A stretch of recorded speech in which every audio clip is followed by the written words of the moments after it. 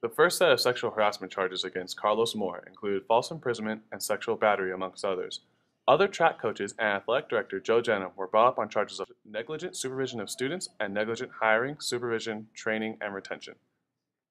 The suit was filed September 2012 by 7 young women only identified by their first and last initials. According to court documents, the plaintiffs claimed that Coach Moore sexually harassed them for a year with text messages, inappropriate touching, and being kept against their will. After the allegations were made, Coach Moore attempted to clear the air by holding a meeting with the entire team. The meeting was recorded and handed over to the administrators. The meeting was vulgar and Moore was subsequently fired. Coach Goff, Coach Todd, and Coach Gregoire have all been taken off the case, along with Department Dean Joe Jenham. Coach Goff said, "When the incident occurred and I found my name listed in the LA Times and on the evening news, I wanted to countersue.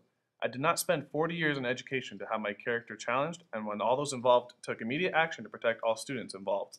While we could have sued, we would have won nothing, but we would have spent a lot of money protecting our integrity. When I retire, I, as well as my colleagues involved, do so with a clear heart and self-respect."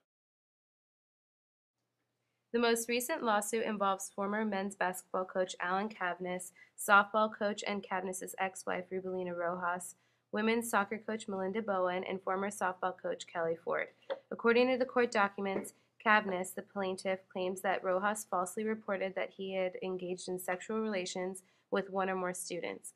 Soon after this claim, Mount Sac and Cavness entered into a settlement and agreement release, and he then resigned. Cavness said the agreement was to remain confidential, and any request for a response was to be directed to the District Director of Human Resources. In the suit, the plaintiff alleges that the confidentiality agreement was breached. He claims that Rojas, Bowen, and Ford, the defendants, sought out potential employers and spread false accusations of sexual misconduct and pending investigations in order to make sure that his career would be destroyed. He filed a lawsuit in March 2013 against Mount Sac, Bowen, Ford, and Rojas.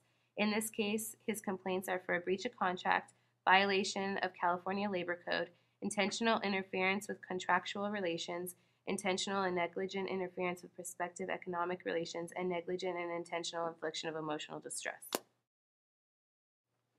Because of the confidentiality agreement surrounding the suit, most of the coaches involved were limited on what they could reveal about the case. Rojas refused to comment due to both personal and legal boundaries. However, Bowen gave a brief insight into the case, saying, "Nothing I said was untrue. His actions were professionally unethical and harmful to our students. There is a reason why he resigned."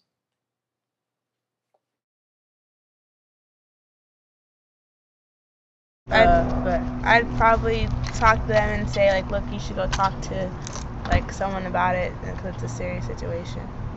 I would do the same thing. I would advise them to go talk to somebody professional about it. Probably the athletic director first, and if they don't listen, then go something higher.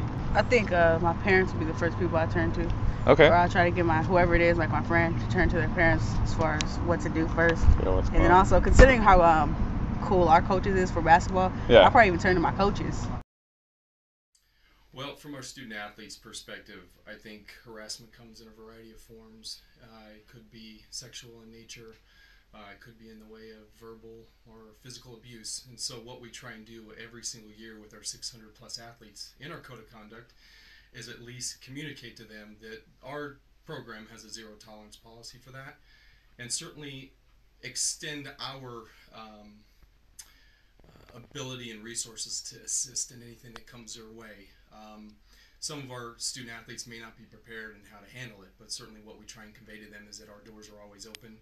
They have resources amongst their peers, amongst their family, their coaching staff, and even our administration to be able to help them. But there's also resources on campus that we have wonderful, skilled professionals who can help in a variety of ways, and we just want to make sure we convey that to them in our code of conduct.